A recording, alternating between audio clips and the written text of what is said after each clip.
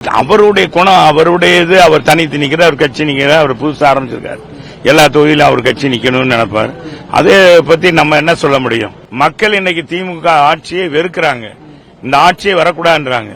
நம்ம வைகை புயலுக்கு ஒரு ராசி இருக்கு. திமுக மேடையில ஏறிட்டாலே அதோட சர்வநாசமாயிருவாங்க. 10 ஆண்டுகள் திமுக ஆட்சிக்கு வரவே வராது. அவர் இப்ப ஏறிட்டார், மேடையில் ஏறிட்டார்.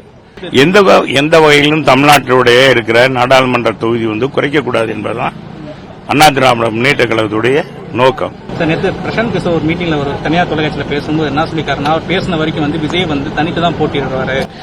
அவருடைய குணம் அவருடையது. அவர் தனித்து நிக்கிறார், அவர் கட்சி நிக்கிறார், அவர் புதுசா ஆரம்பிச்சிருக்காரு. எல்லா தொகுதியிலும் அவர் கட்சி நிக்கணும்னு நினைப்பார். அதை பத்தி நம்ம என்ன சொல்ல முடியும்? நாங்க அதுக்கு எல்லாம் பதில் சொல்றதுக்கு இல்ல. நாங்க ஏற்கனவே சொல்லியிருக்கோம். அண்ணா திராவிட முன்னேற்ற கழகத்தினுடைய பொதுச் செயலாளர் எடப்பாடி தலைமையில் அமைகிற கூட்டணி என்பது அண்ணா திராவிட முன்னேற்ற கழகம் ஆட்சி அமைவதற்கும் முதலமைச்சராக அண்ணன் எடப்பாடியார் வருவதற்கும் யார் துணை வருகிறார்களோ அவர்களை அழைத்துக் கொண்டு மக்களை சந்திப்போம். தனித்து போட்டிட்டு பலமா இருக்கும், அதெல்லாம் இருக்கவே இருக்காது. மக்கள் இன்னைக்கு திமுக ஆட்சியை வெறுக்கிறாங்க.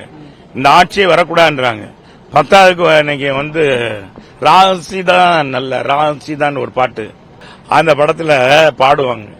நம்ம வைகை புயலுக்கு ஒரு ராசி இருக்கு. திமுக மேடையில ஏறிட்டாலே அதோட சர்வநாசமாயிருவாங்க. 10 ஆண்டுகள் திமுக ஆட்சிக்கு வரவே வராது. அவர் இப்ப ஏறிட்டார், மேடையில் ஏறிட்டார். அதனால நிச்சயமாக அதிமுக ஆட்சி அமைவதற்கு இதெல்லாம் ஒரு சமிக்கை மாதிரி வச்சுக்கங்களேன். அதனால